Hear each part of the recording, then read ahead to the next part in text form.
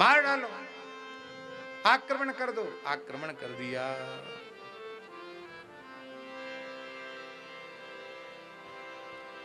यहां एक बात बड़ी ध्यान देने की ये योग्य है।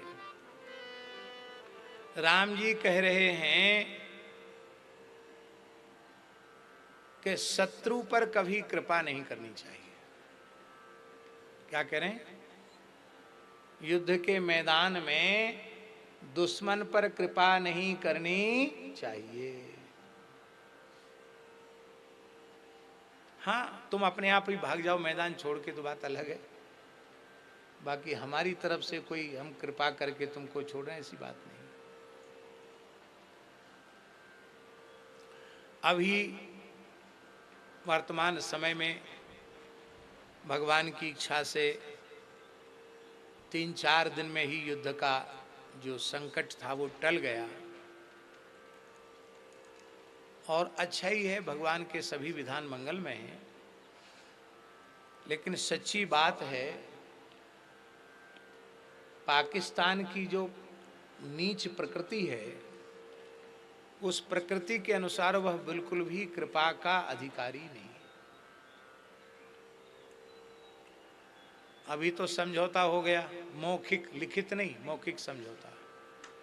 मौखिक समझौता हो गया कि अब कोई आतंकवादी उग्रवादी कार्यवाही नहीं की जाएगी, यदि की गई तो उसे युद्ध की चुनौती माना जाएगा। लेकिन क्या आप ईमानदारी से बताओ, क्या आतंकवादी गतिविधि को चालू करने में क्या बाज आएगा पाकिस्तान?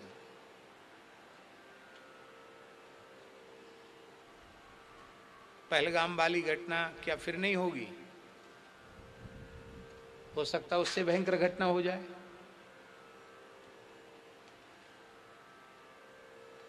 अरे भाई, बाहर से आतंकवादी भेजने की जरूरत कहां है? यहीं पाकिस्तान के समर्थक इतने बैठे हैं आतंकवादी, वो चाहे जब चाहे जो कुछ कर देंगे।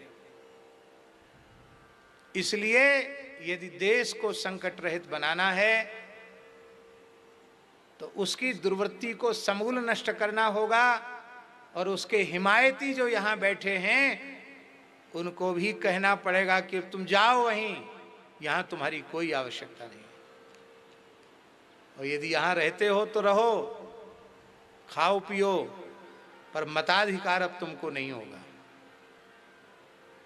ये जो राजनीतिक दल लगातार भारत राष्ट्र को नीचा दिखाते चले जा रहे हैं, केवल कुर्सी और वोट के लालच के कारण, केवल इतना ही समाप्त हो जाए कि मताधिकार तुमको नहीं होगा। मताधिकार करना तो जाओ, पाकिस्तान चले जाओ, यहाँ तुमको मताधिकार नहीं होगा।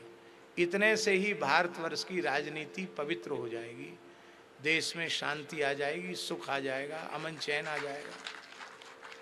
लेकिन बस बात यह है कि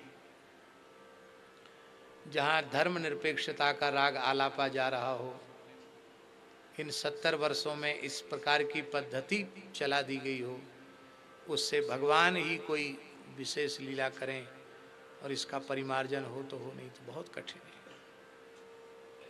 यही बात है। हाँ हाँ,